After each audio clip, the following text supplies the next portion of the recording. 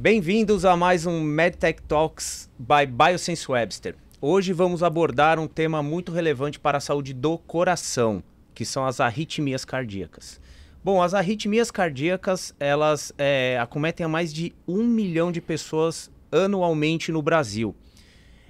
Dentre as arritmias, a mais comum, a que mais prevalece nas pessoas é a fibrilação atrial. E o interessante é que essa é uma doença silenciosa.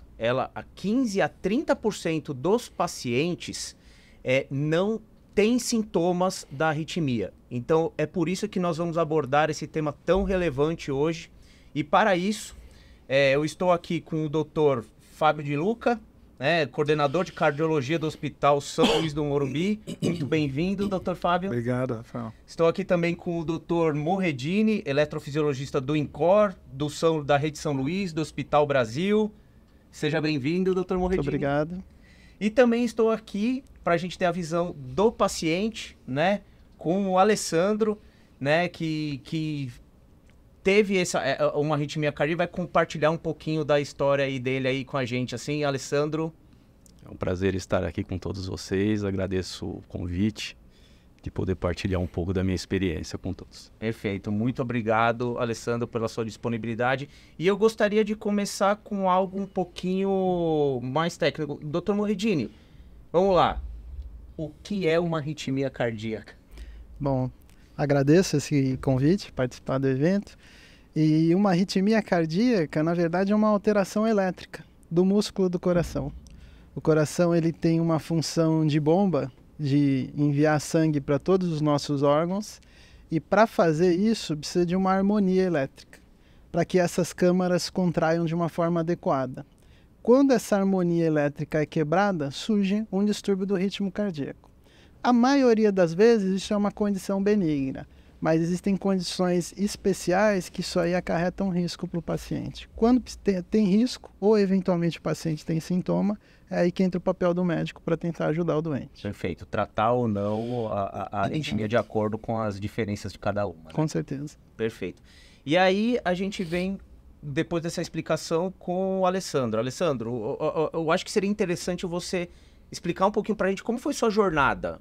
Por que você chegou numa consulta no médico? O que você estava sentindo? Se estava sentindo, se não? Conta um pouquinho de como começou isso na sua jornada aí. Sim, positivo. Eu senti um descompasso no coração durante um exercício de bicicleta. Durante um passeio de bicicleta que eu costumo fazer durante os finais de semana. Senti muito cansaço, Eu já tinha pedalado bastante nesse dia e eu senti muito cansaço. A perna parecia que tinha um peso gigante, exaustão e taquicardia, O aumento do batimento cardíaco eu percebi que estava subindo. No meio do exercício? No meio do exercício. No meio do exercício. Exato. E aí você sentiu isso, qual foi o seu próximo passo? O que você fez? Você falou assim, tô com algum problema? Eu tive... Perdão, eu tive um desespero ali de ir para casa, Eu já tinha dado uma boa volta, já tinha andado uns 40 quilômetros já, e faltavam uns 12 quilômetros para chegar em casa, então conforme eu andava, mais cansaço eu sentia. Então foi aí que eu pensei, falei, tem algo anormal aqui. Ou cansaço do dia anterior, porque eu tinha pedalado uns 30 quilômetros no sábado, ou foi uma noite de insônia, Eu comecei a associar esses fatores, Eu não descansei direito e fui pedalar cedo, e eu acho que o reflexo disso tudo está sendo esse cansaço, essa exaustão agora no momento. Já tinha pedalado já 1 ano e meio, nunca tinha sentido nada, aparentemente, dessa forma. Conseguia, com muito esforço, chegar em casa, parando várias vezes, tomando água, sentando, descansando. Vinha a sensação de desmaio, mas o que mais me chamou a atenção foi a sensação, a exaustão, um cansaço acima do normal. peso nas pernas. Pedalava, parecia que tinha chumbo nas E essa foi a sua primeira vez que você sentiu? Você nunca tinha sentido nenhum sinal, nada? Nunca tinha sentido, foi minha primeira vez. Aham. A primeira vez que me ocorreu. E aí, provavelmente, você procurou... Foi direto na equipe do Dr. Fábio? Ou não? Como foi esse seu caminho para chegar num cardiologista? Demorou um pouquinho, né? Que eu fui para casa, né? Cheguei por volta das 10h30, ainda deu uma enrolada ainda, achando que era uma exaustão, era um calor, era um domingo ensolarado. E fiz algumas atividades e no momento que após o almoço eu me deitei e aí me dei conta de medir a pulsação aqui, né, no pescoço. E eu vi que o coração estava arrítmico, né? O ritmo dele estava normal. Foi aí que eu decidi ir no pronto-socorro. E no pronto-socorro já dei entrada como emergência, né, para ser atendido o mais rápido possível.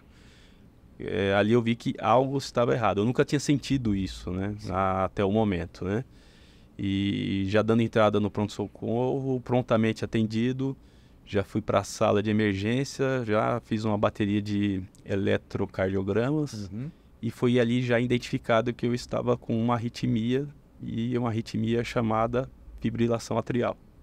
Então ali começou toda uma jornada ali dali em diante. Perfeito. E aí, doutor Fábio, aí o Alessandro, ou um paciente como o Alessandro chega a você ou a sua equipe. Como que se dá o andamento do tratamento aí, quando chega nas mãos de você ou da sua equipe? Muito bom, Rafael. Então, mais uma vez, obrigado aí pela oportunidade. Realmente falar sobre as arritmias, sobre fibrilação atrial sempre é importante, porque como você comentou, a gente tem uma boa parte da população que não sabe que tem a doença por não ter sintoma. E diferentemente do caso do Alessandro, que teve sintoma e procurou via pronto-socorro. A gente tem pacientes que chegam via pronto-socorro, muito sintomáticos, e que a gente precisa fazer, às vezes, um diagnóstico diferencial, entender se é uma arritmia que está causando o cansaço que ele teve, ou se é algum entupimento de artéria, que também pode dar sintoma parecido.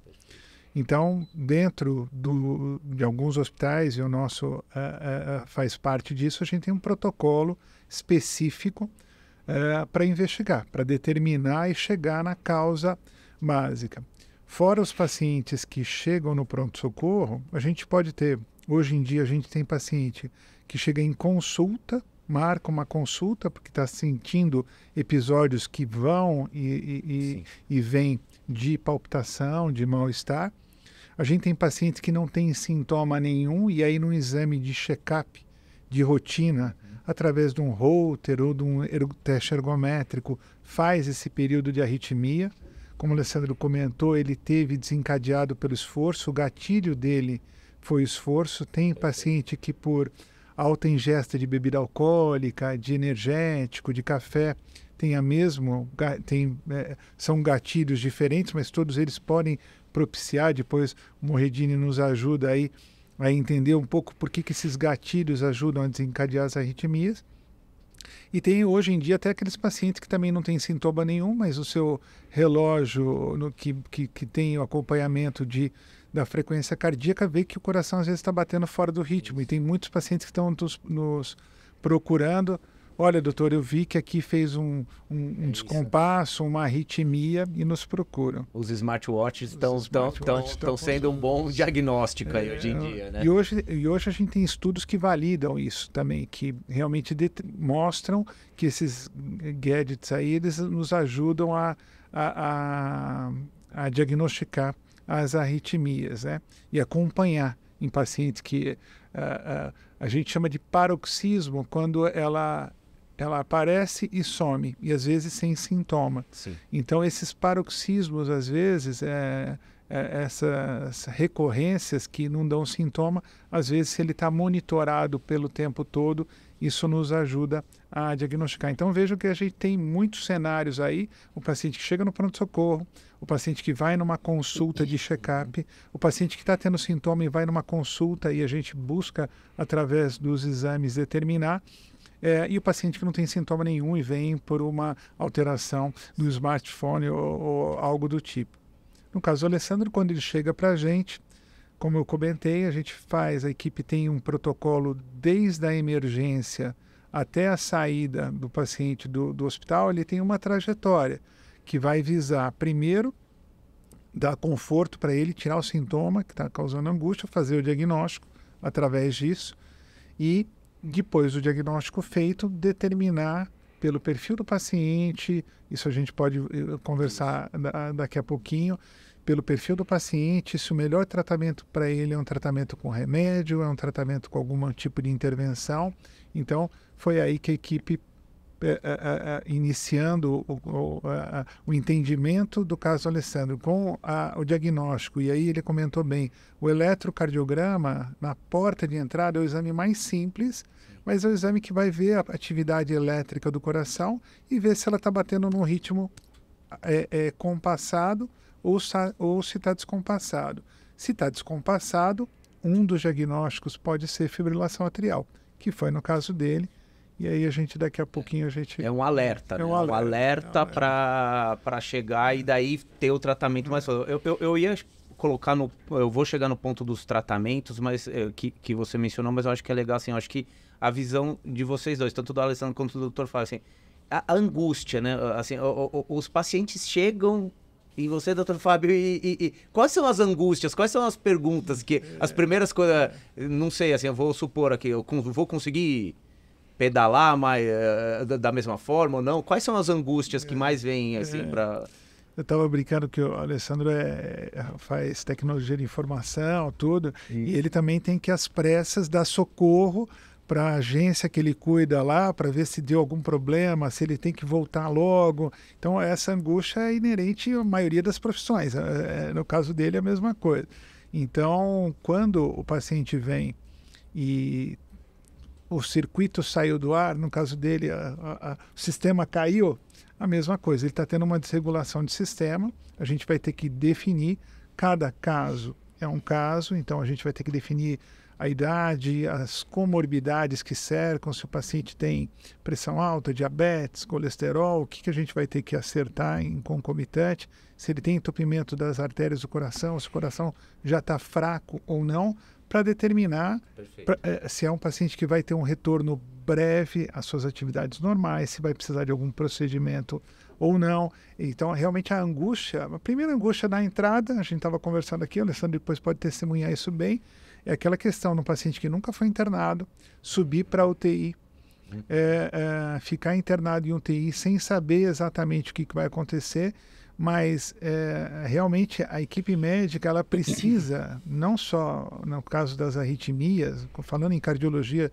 de forma geral, a gente precisa estabelecer muito claro o diagnóstico para determinar a melhor conduta. Isso às vezes não acaba acontecendo em minutos ou horas. A gente precisa de alguns exames, entender o quadro de forma global. É claro que em situações agudas a gente já está medicando para aliviar sintoma, para conter a progressão da doença, mas isso gera internação e o paciente quando sobe para a UTI é aquela angústia, vê o monitor apitando, vê o pessoal entrando e saindo do quarto sem saber se vai ter que passar por algum procedimento, se o procedimento tem risco, se vai tomar anestesia. Então você perguntou, eu acho que isso a gente pode passar para o Alessandro, né? Se foi isso, Alessandro? Como é que foi? Foi tudo isso, doutor. Foi tudo isso. Foi um misto de ansiedade, né, de querer sair logo dali, e ao mesmo tempo ficar para diagnosticar, né? Porque ali um ambiente hospitalar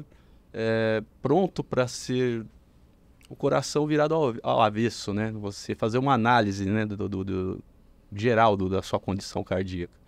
Então foi aonde que até conversando com o Dr. Fábio, eu lembro que foi numa terça-feira, me deu uma crise de ansiedade, de choro, queria voltar para casa que já estava me sentindo bem. No domingo já estava controlado já com a medicação. E a doutora Vivian, né, um anjo, mais um anjo da equipe do Dr. Fábio, veio, conversou comigo ali pacientemente, de forma didática, né, me oferecendo todo...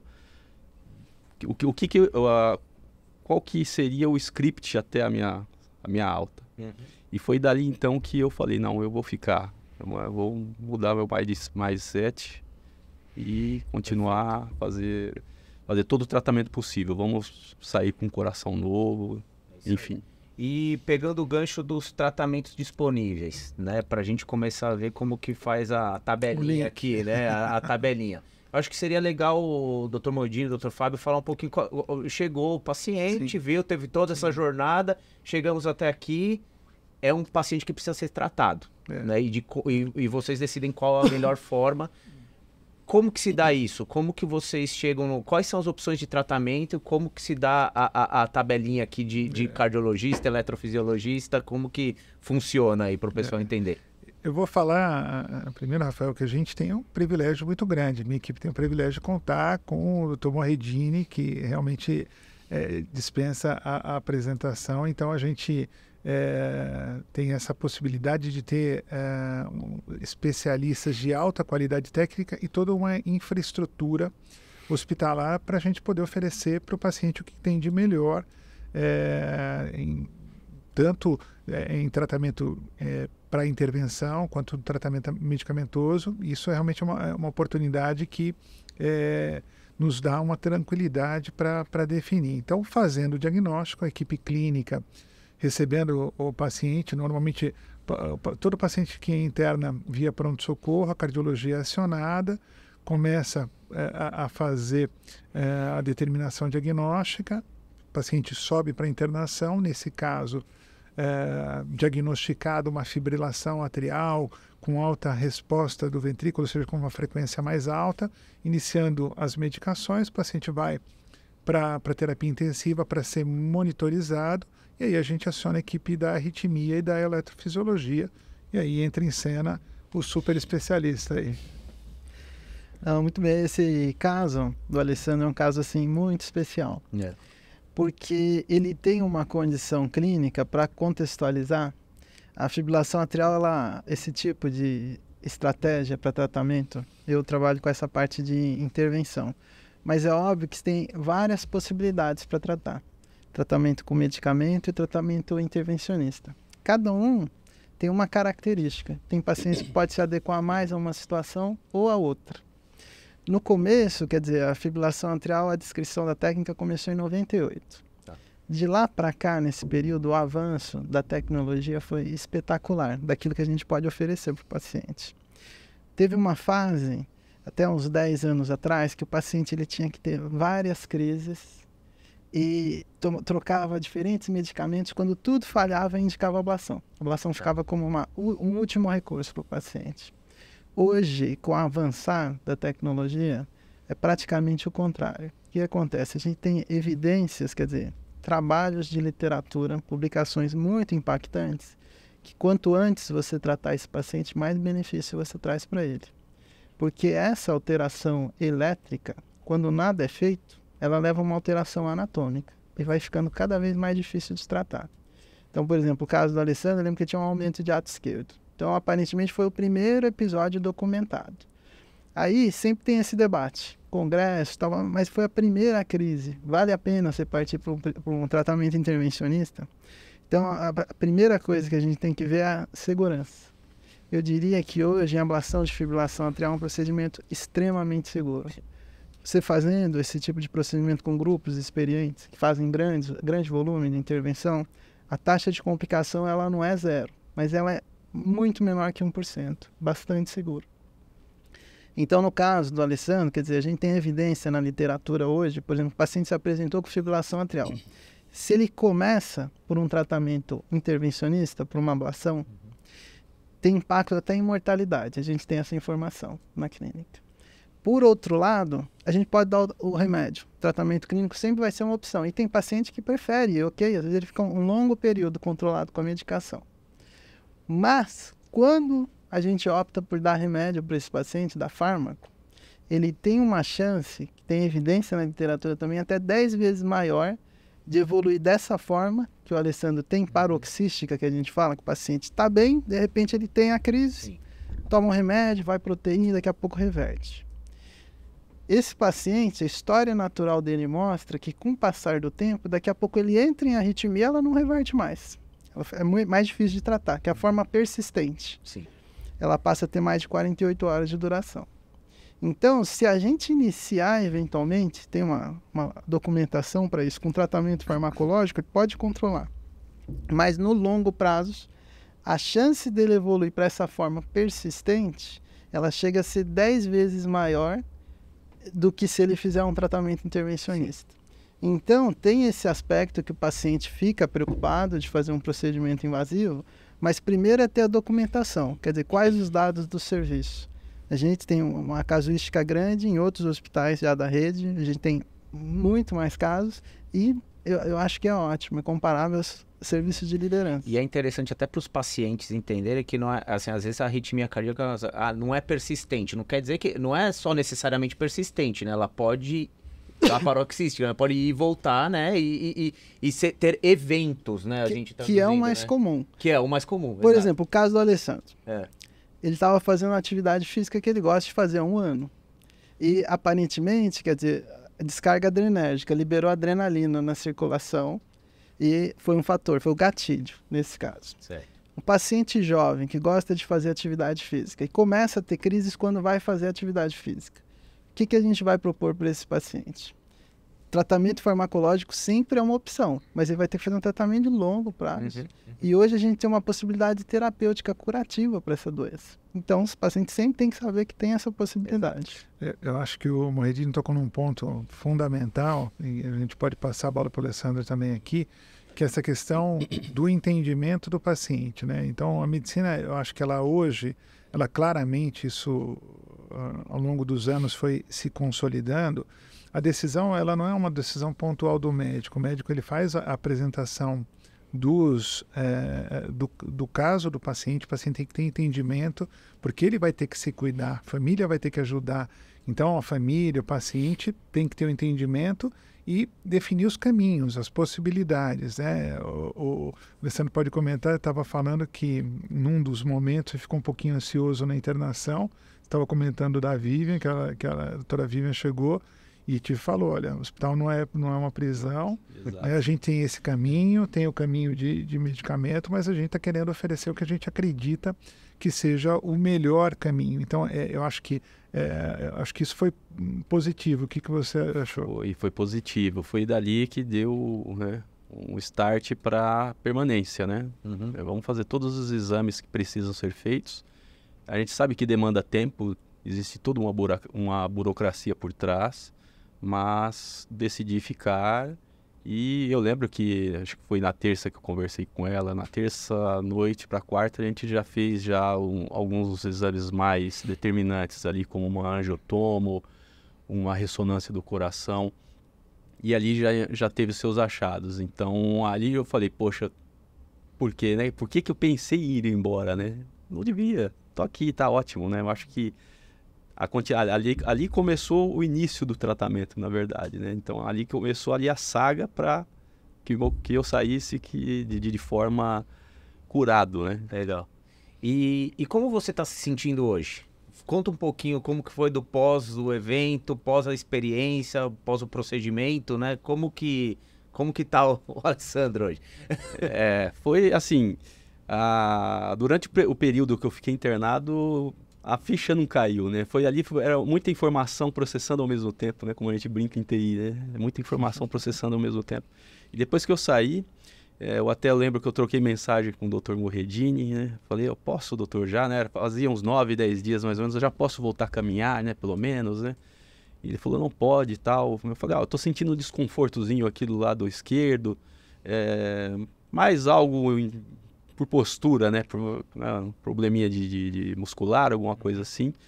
E até salvei, favoritei essa mensagem, né? Falou, fica tranquilo, não há nada, não deu nada no seu cateterismo anormal, pode seguir sua vida. Então ali virou um mantra para mim. Então eu comecei fiz minha caminhada depois de 9 dias mais ou menos, e eu lembro que ele tinha comentado comigo, falou, depois de 10 dias você vai voltar à sua atividade normal praticamente. Eu meio que fiquei desconfiado, eu falei, eu acho que não é tanto assim, né? Mas foi realmente, depois de 10 dias ali, eu já fiz a minha primeira caminhada, e é muito do psicológico da pessoa também. Sim. Eu sou uma pessoa ansiosa, e eu lembro que terminando essa caminhada eu fui numa farmácia buscar um medicamento para minha esposa. E no momento ali da compra, eu comecei a me sentir uma sensação de desmaio, mão fria. Falei, caramba, vai me dar um troço aqui, né? E eu já olhando onde eu ia sentar, quem que eu ia socorrer, aí eu lembrei da mensagem dele. Não há nada no seu cateterismo para ser tratado. No mesmo instante eu voltei na minha condição normal. Falei, poxa, tudo psicológico age forte nesse momento. E há quanto tempo faz que já fez o procedimento? Foi no dia 23 de março. Já tenho 5 meses aí, né? Vai indo para 6 meses, né, nas minhas contas. Tá correndo quantos quilômetros?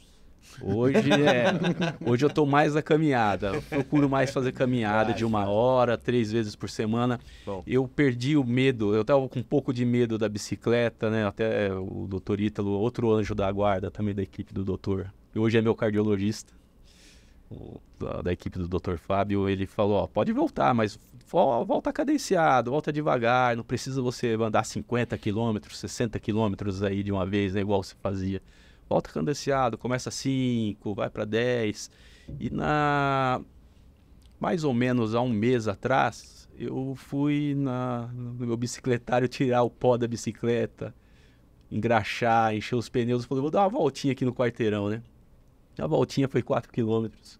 Olhando no relógio ali, com medo ali e tal. O coração se comportou muito bem e me deu coragem, né? Falar, bom, agora eu acho que já posso começar a voltar a me exercitar.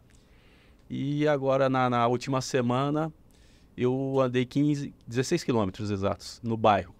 Também dentro da normalidade. É claro, não abusando. Subida, eu desço da bicicleta. Não tenho mais idade também, nem pique para isso também, né? Depois até do susto, né? Eu tenho me comportado bem e tem me dado mais segurança para eu continuar seguindo a prática esportiva, que faz muito bem, tanto para o físico, para o coração, como para a mente. Com certeza. É uma questão de confiança, né? Exato. Segurança. Eu acho que a história que passou, né? Que você passou e que outros pacientes também passam nessa ideia, a jornada não mexe só com o coração, né? Mexe com a cabeça. Precisa ter todo esse... E eu acho que a rede de apoio também, né? Dos doutores aí, da equipe, é muito importante nesse ponto, né? Eu acho que é interessante a colocação que o Alessandro fez, porque dá para observar que ele tem...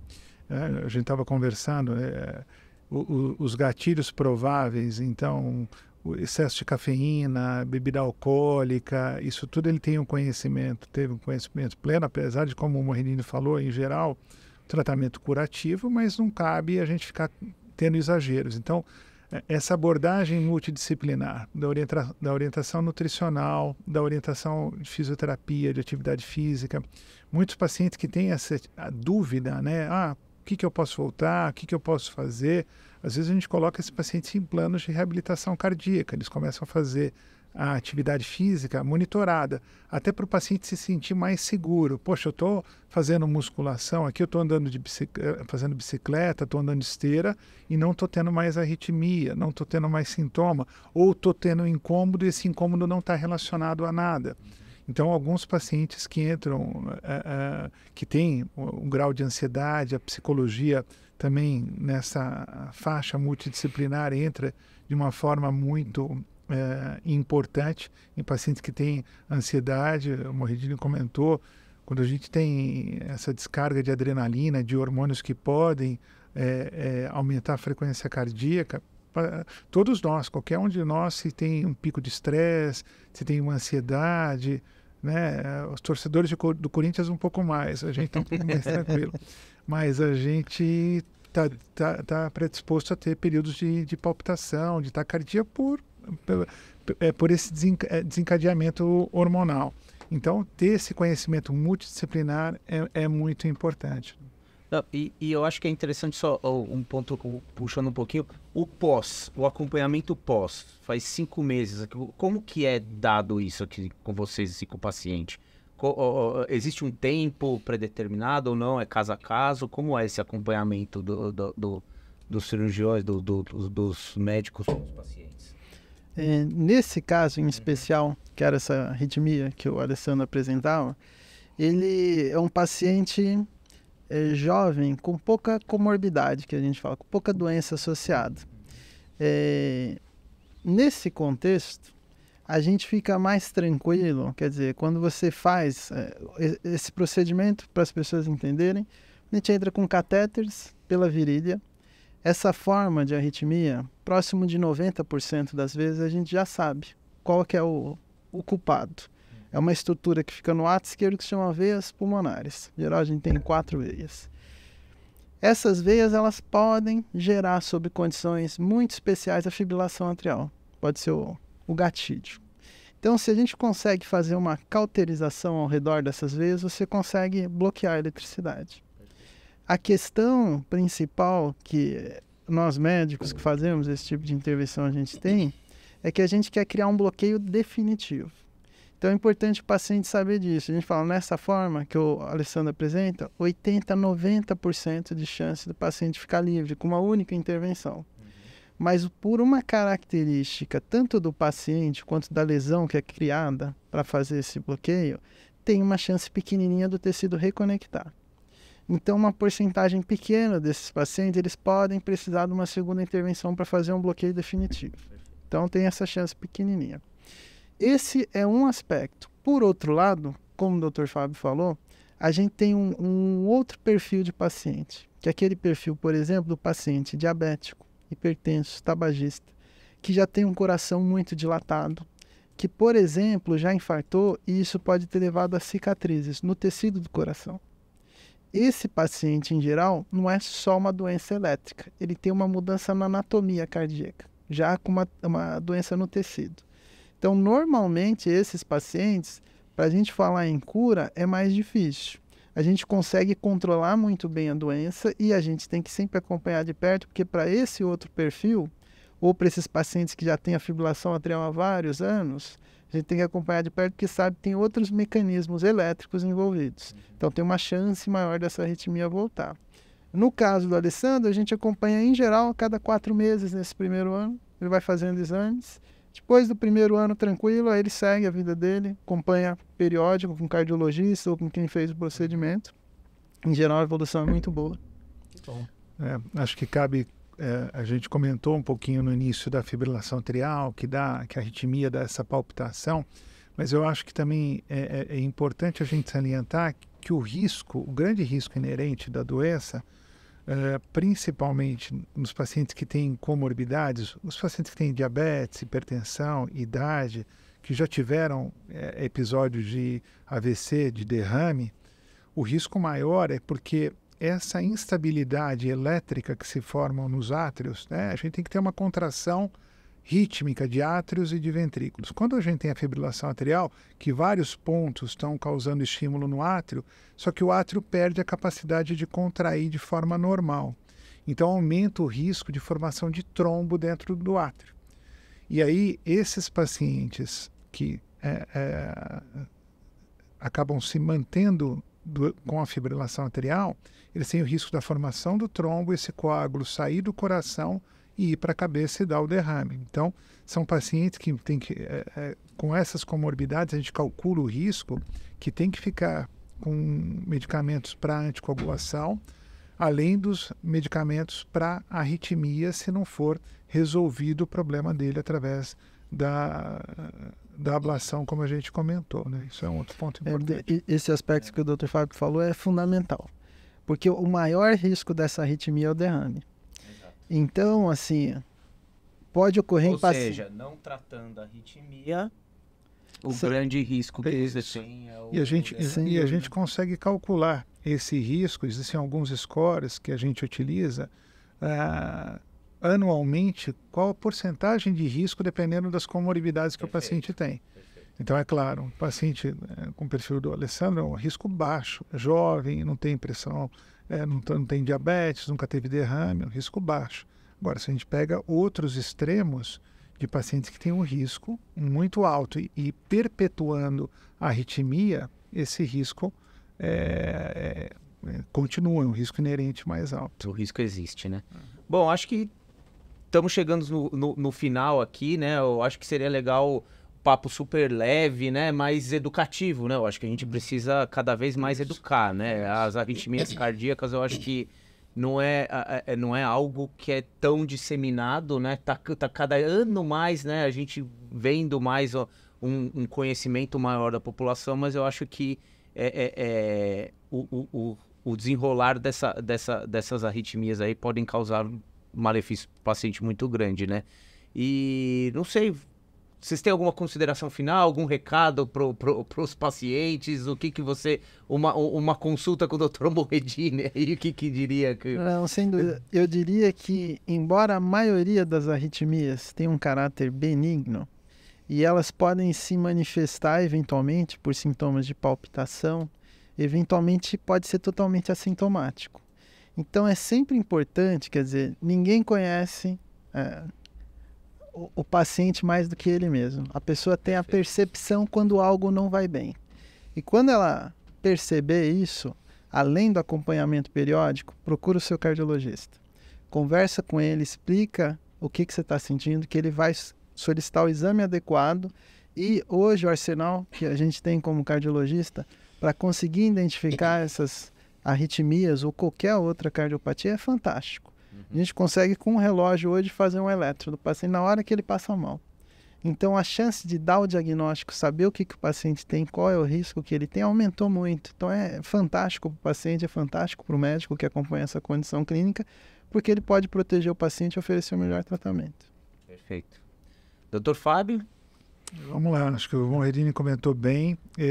A gente tem essa evolução da medicina não só em termos de diagnóstico, mas também pacientes com histórico. O próprio Alessandro estava comentando que na família dele teve casos de morte súbita, tiveram pacientes com arritmia. Então, aquela máxima, não vou procurar que eu vou achar. Hoje em dia, quando a gente acha, a gente trata precoce, né? E muitos pacientes, por essa falta de periodicidade em procurar fazer o seu check-up cardiológico, entender se tem alguma coisa alterada ou não, perdem a oportunidade de tratar o problema antes dele acontecer. A medicina cada vez mais tenta buscar a prevenção. Então, para alguns, a evolução talvez no futuro seja até de mapear geneticamente, quando a gente tem histórico na família, né? A gente, para as arritmias, tem muitos genes mapeados também, então a individualização de entendimento de cada um, eu acho que isso vai acontecer, mas de mensagem geral é isso, procure fazer os seus exames periodicamente, não negue os sintomas. O Alessandro também comentou, poxa, eu ainda fui para casa, tal. Muitos pacientes vão para casa, melhoram um pouquinho, aí não procura. E às vezes esse é o período não só para arritmia ou para angina, que é aquela dor que é relacionada ao infarto, o paciente tenta minimizar, tenta negar. E às vezes o tempo ele é um fator fundamental para o nosso tratamento. Quanto antes a gente consegue tratar, em geral, melhor os resultados. Então, agradeço aí. Perfeito. O papo. Não, super obrigado. E Alessandro, de paciente para pacientes, qual são as suas considerações? Olha, quem passa por isso, quem sofre de arritmia e se tiver dúvida, eu recomendo que faça a ablação. É como o Dr. Morredini explicou muito bem ali. A chance, né, de você ter uma recidiva é menor. Se você não faz o procedimento, a qualquer momento você pode ter um novo episódio de arritmia. E você fazendo a ablação, esse percentual vai cair drasticamente. Talvez não sofra mais esse episódio. Se sofrer, né, uma pequena porcentagem, é feita ali uma correção rápida, né? Apesar que é um procedimento seguro, assim, é praticamente indolor, né?